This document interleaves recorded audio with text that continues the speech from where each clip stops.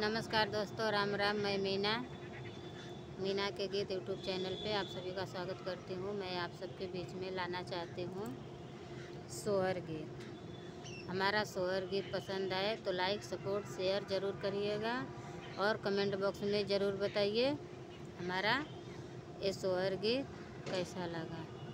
मैं भगवान से प्रार्थना करती हूँ हमारे भैया दीदी, हमारे सभी लोग, दोस्त लोग जहाँ भी रहें, मस्त खुश रहें, मस्त रहें, स्वस्थ रहें और अपना अपना काम में व्यस्त रहें।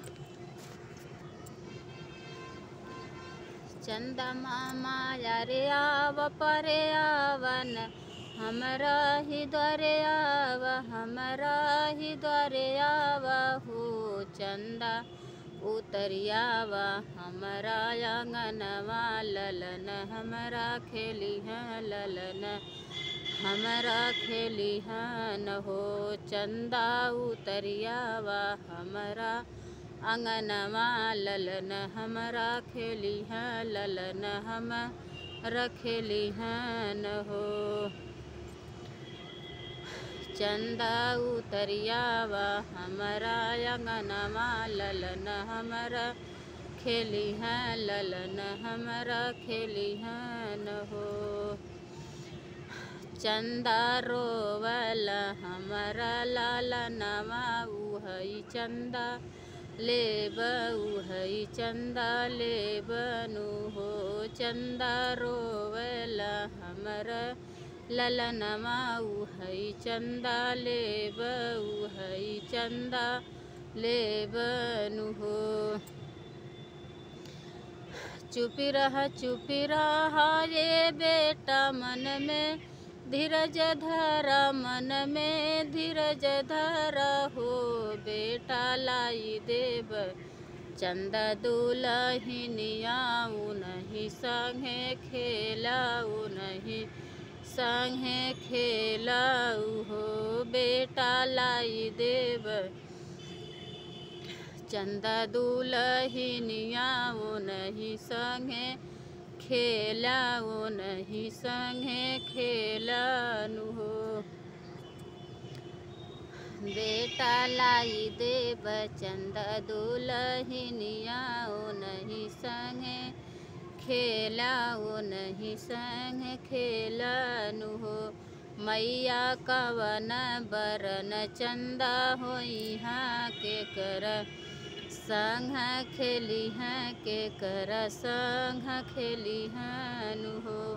मैया कवना बरन चंदा रहोई हैं, के कर संगे रही हैं, के कर संगे रही हनु हो।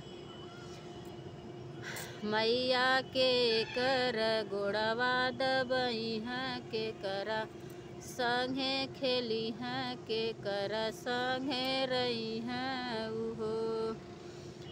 बेटा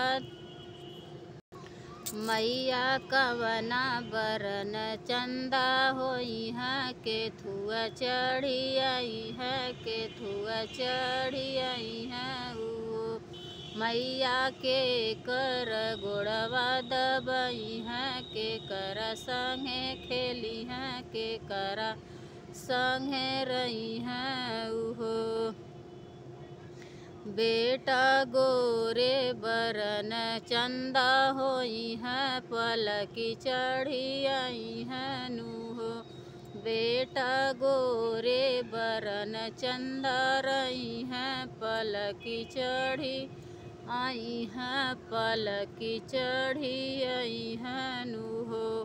बेटा तो हरई गोड़वा दबई हैं, तो हर संगे रही हैं, तो हर संगे खेली हैं नुहो।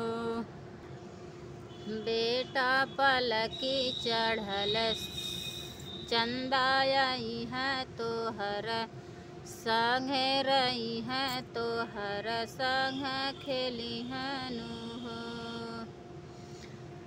सोने कथरिया लियाऊँ मैं जल ढरवाऊँ, मैं जल रवाऊ न हो चंदा उतरिया वा हमारा आंगनवा ललन हमारा खेली है ललन हमारा खेली है नु हो चंदा उतरिया वा हमारा आंगनवा ललन हमरो खेली है ललन हमरो खेली है नु हो। दोस्तों हमारा ये सोहर गीत पसंद आए तो आप लोग हमारा लाइक सपोर्ट शेयर ज़रूर करिएगा और हमारे कमेंट बॉक्स में ज़रूर बताइए हमारा सोहर गीत कैसा लगा।